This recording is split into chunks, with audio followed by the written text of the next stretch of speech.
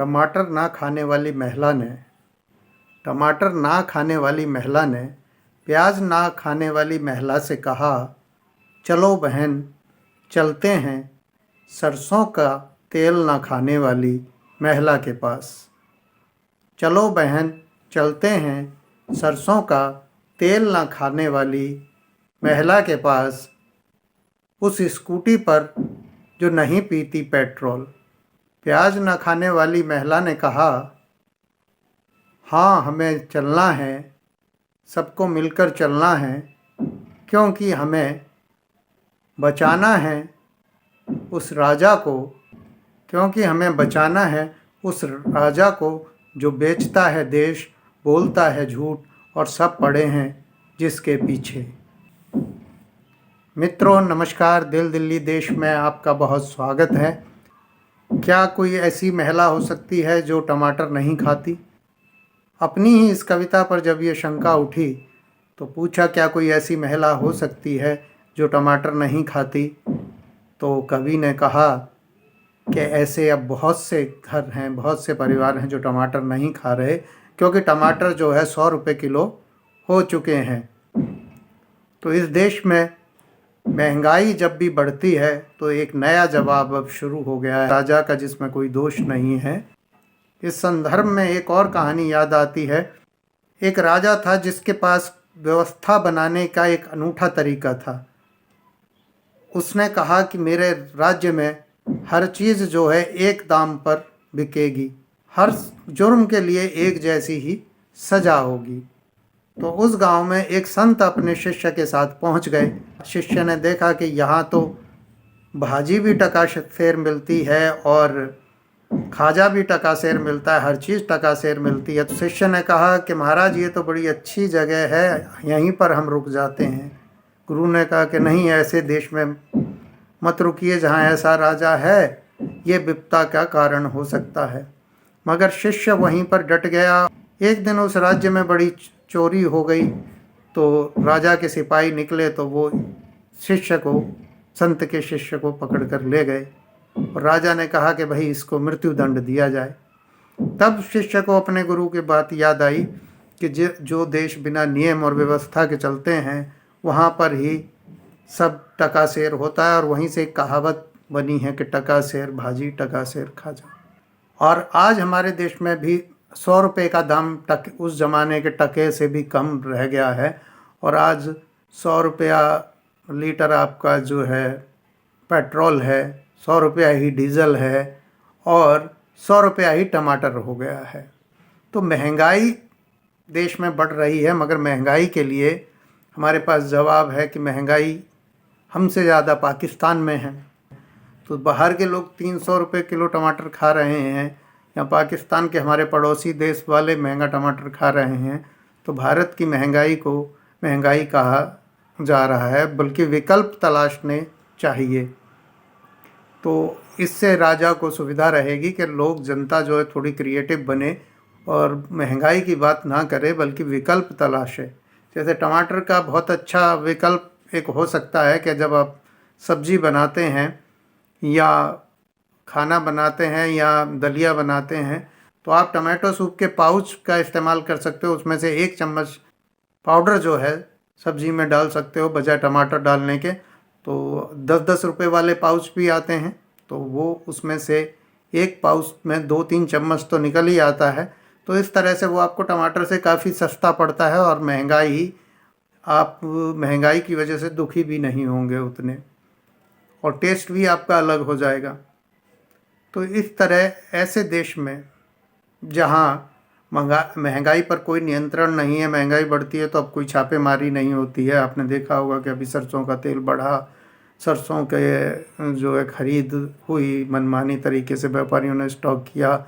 जब से इस देश के बड़े उद्यमी खाद्यान्न के व्यापार में उतर गए हैं, व्यापारी बन गए हैं, तब से वो एशिया के नंबर 1-2 हो गए हैं और उनमें आगे निकलने की होड़ लगी हुई है।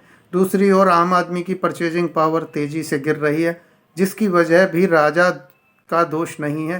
तो उसका दोष आप कोरोना का दीजिए, राजा को मत दीजिए। तो इस तरह की व्यवस्था जो है हर राजशाही में रहती है, दोष राजा का नहीं होता। राजा अगर हार भी जाते हैं तो आपको उनके यशोगान गाने चाहिए, क्योंकि हम चारण भाट संस्कृति से आते हैं, हमारा मीडिया उसी संस्कृति को पल्लवित कर रहा है। और मीडिया में अब पत्रकारिता जैसी चीज़ नहीं बची है, अब वहाँ सिर्फ चंद्रवरदाई और याज्ञनिक रह गए हैं जो हारे हुए राजाओं के लिए यशोगान गाते हैं। हमारे राजा डिजिटल क्रांति की बात करते हैं, डिजिटल इंडिया की बात करते हैं, लेकिन देश डिजिटल इंडिया के लिए तैयार नहीं था। तैयार था चीन, और चीन को उसका लाभ मिला।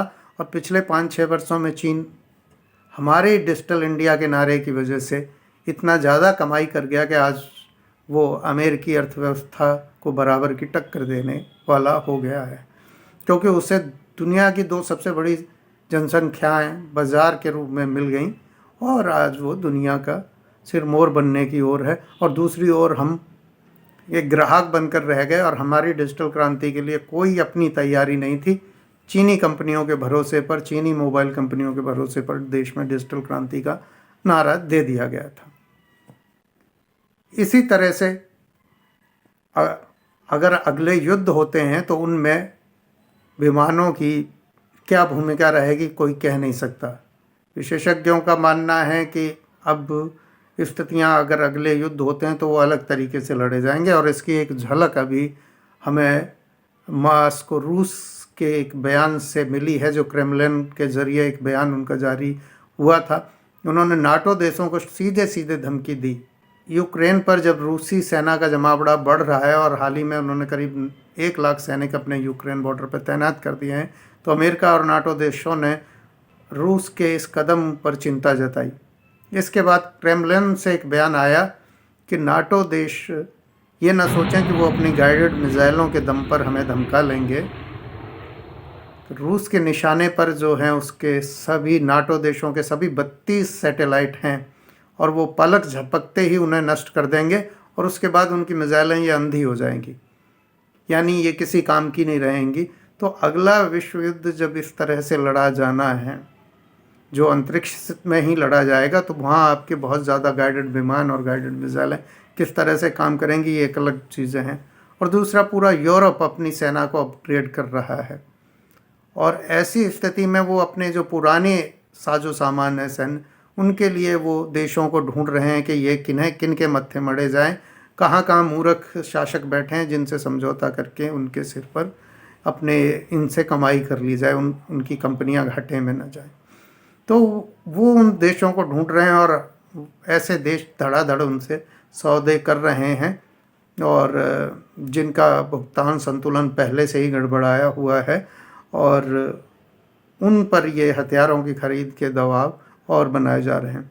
जो विकासशील देश हैं या भारत जैसे विकासशील देश हैं, अगर हथियारों में अपनी रिसर्च में पैसा लगाएं कि भविष्य के हथियार कैसे होने चाहिए, कैसे चाहिए, और क्या चुनौतियां हैं भविष्य के लिए भारत को, तो उन्हें खुद विकसित कर सकते हैं। वो हमारे पास इंजीनियरों की कमी नहीं है, उस तरह के टेक्नोलॉजी और इंजीनियरों के लिए देश में रोज़गार ही नहीं है, क्योंकि देश अपने ही देश से नहीं खरीदता, वो विदेश से खरीदता है।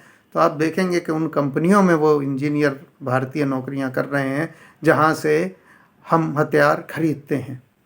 तो हम अपने इंजीनियरों को काम नहीं दे सकते, हम उन्हें रिसर्च नहीं दे सकते, हम रिसर्च में पैसा नहीं लगाते हैं, हम 2ym दर्जे की या 3रे दर्जे की टेक्नोलॉजी विदेश को भारी भरकम पैसा देकर 3 गुना कीमत देकर हम खरीदते हैं।